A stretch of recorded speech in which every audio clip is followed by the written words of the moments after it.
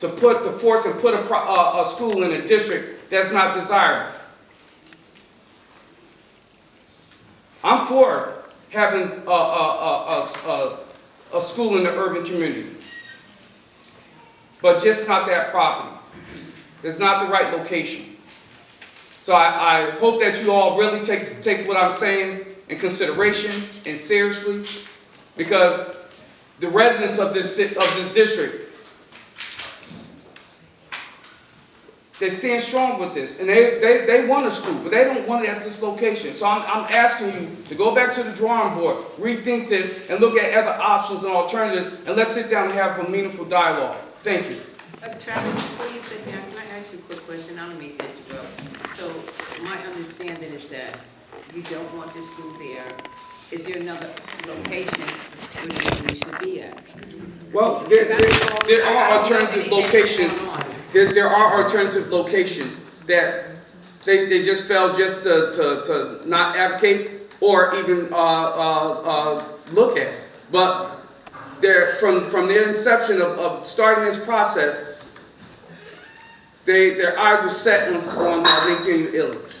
Do you have another alternative location for the residents? Well, I would say this. I'm not trying to put you on the spot. No, it's okay. It's okay. I thought that, and it's being ignorant as a resident, and I'm not going to take up much time. I thought everybody was supportive before to Nathaniel Ely. So I'm being totally ignorant. That's kind of just like the golden question, or thought. Every resident in South Norfolk hasn't had an opportunity to weigh in on this, or have an opportunity to even think about it, because it wasn't transparent where folks knew about it.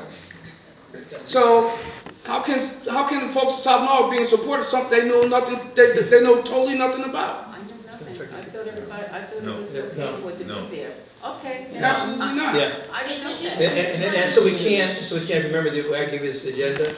We're going to hear their perspective. We're going to hear the BOE, and then we're going to do it. Otherwise, we won't be able to get through this. Okay. So, take notes as you're going, because you'll probably come up with a lot of really good questions. You may come up with some questions that we don't have the answers to, but the Board of Ed does. And see, the fact that you have the question means that it's something that has not been communicated to you or us yet. And that's why we're doing this.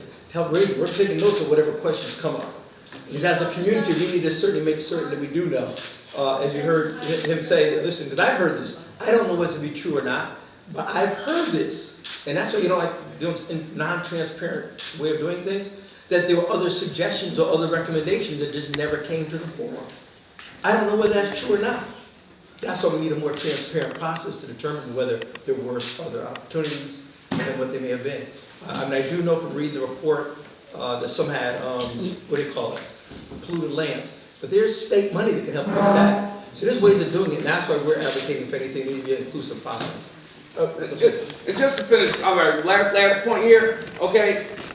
Folks, you have to remember, this is a marshland area, okay? That place was packed with sand, dirt, etc., and filled in to build on that property, okay? That property is not deemed for a K-8 or K-5 school, okay?